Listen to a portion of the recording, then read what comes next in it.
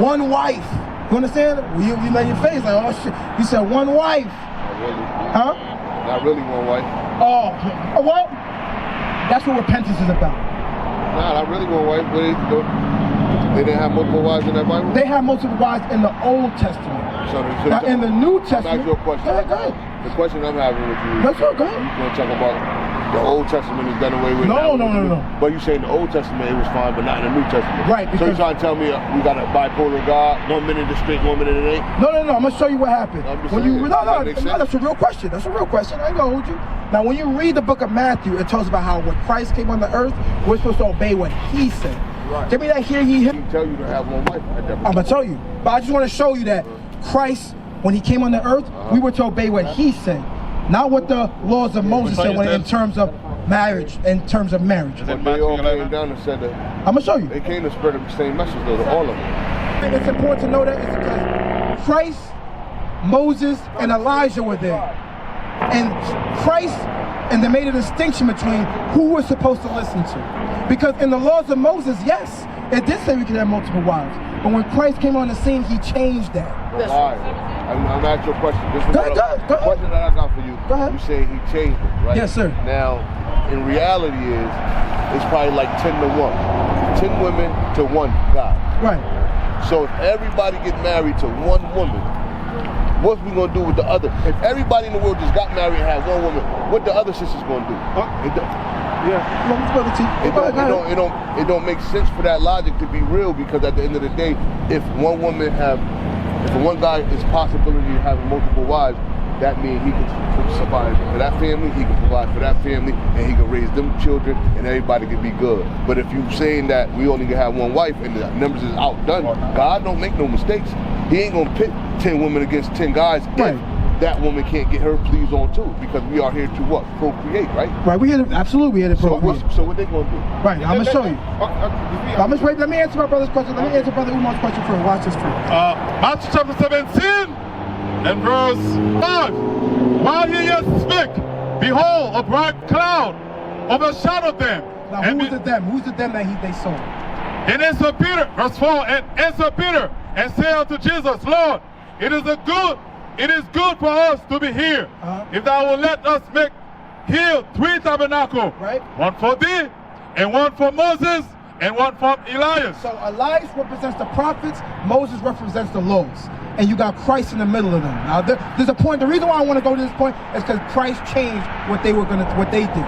Why? And he fulfilled it. Keep reading. Verse 5. While he yet spake, behold, a bright cloud overshadowed them. And behold, a voice out of the cloud, which said, this is my beloved son, in whom I am well pleased. Right? Hear ye him. So our job is to hear the words of what Christ said. Now going forward, you're saying that in the old times, we had multiple wives. Christ said he put an end to that. He said that, I'm going to show you, Matthew 19. He put an end to that. He said that every man should have one wife, and every woman should have one husband. That's right. Let's read. Wait a minute. Here concern. It's not enough. Yeah, wait. Here concern. No, it's not enough for one woman to have everybody have a husband. Here concern here is what will happen to the other women that don't have men? And let me answer the question. When God created the world, did he make 3 wives? Did he make 3 men? He make what? 1 man. It was only one. Wait. One man. Philip. And one wife. Philip. Okay. Brother, let's let the word speak. Let's not go off our own mind. No. I understand. Let's let the word speak. I just want you to hear what the scriptures say, not what we say. Let's hear what the scriptures say. Matthew chapter 19 and verse 3. The Pharisees also came unto him, tempting him, and saying unto him, it is lawful for a man to put away his wife for every cause. Says now, in that time, they were following the laws of Moses, and people were putting their wives away, like divorcing them, for stupid reasons. And the Pharisees asked Christ, is it lawful to put your wife away for any cause? Keep reading. And he answered and said unto them, have ye not read that he which made them at the beginning made them male and female? And said, for this cause shall a man leave father and mother, and shall cleave unto his wife. Now it says wife. Did it say wives, plural, or wife, singular? His wife, however many wife. have. It's He's talking one about at wife. that particular time. That ain't No, my brother. He's telling you, he's bringing us back to how it's supposed to be. We were in Moses' time, we were having multiple wives. God, Christ said, I'm putting an end to that. We're supposed to have one wife. You said that right. He came to put the thing that Moses said. He asked the Pharaoh, can we put our wives away? Can we put our wives away? The Pharisees asked, can we put yes. Can they put their wife away for anything? Right. Right? Let's go. Let's continue. Let's finish what it says. Keep reading. And he answered and said unto them, have you not read that he which made them at the beginning made them male and female? Right. And said, for this cause shall a man leave father and mother, right, and shall cleave unto his wife, and their twin shall be one flesh. So you shall be one flesh with your one wife. Keep reading. Wherefore they are no more twin, but one flesh. What therefore God hath drawn together, let no man put asunder. Keep reading. They said unto him, why did Moses then commit This is your point. Why did Moses now say that you can put away your wife or you can have multiple wives? Why did he say that? Keep reading. They said unto him, why did Moses then command to give a writing of divorcement to put her away? He said, why did Moses say that you can just put away your wife if you want to? Why did Moses tell you that? But he said you could put her away. He's talking about one, right? Still, right? Oh, well, like I said, during that time, there were multiple. But the way you try to give it to me is when he said wife, he was only talking about one. But when he said wife, when Moses said it, he was only talking about one, but you telling me it was plural. Right. It can't be that way. Okay, well, I'm trying to show you that during that time, our people had multiple wives. And they were putting them away. Hold on, Philip. We were putting them away for reasons that were not biblical. But because what Moses said, he said it was because of the hardness of your heart. Meaning the rebelliousness that we had amongst ourselves, we would just put them away for anything.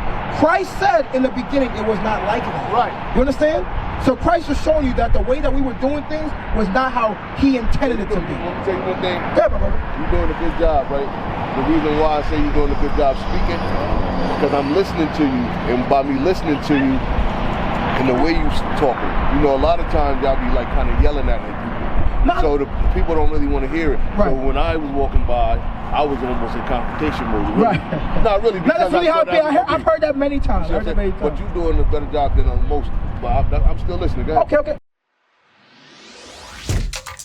Shalom, Israel. This is Bishop Nathaniel. I want you to know that you can view all our Sabbath classes live on IUIC TV. That's right, I said on IUIC TV. Download the app today. Shalom. Continue. He said unto them, Moses, because of the hardness of your heart, suffer you to put away your wives. Keep going. But from the beginning, he was not so. Now, what is Christ showing us? He's showing us back in the beginning. Because in Genesis, now here's the thing, in Genesis, did Adam have more than one wife? Of course not. Of course not. Of course he didn't. So what did Christ show us? Christ is showing us that we're going back to how things were in the time of Adam and Eve. Right. We're only supposed to have one wife. But he showed you Moses changed.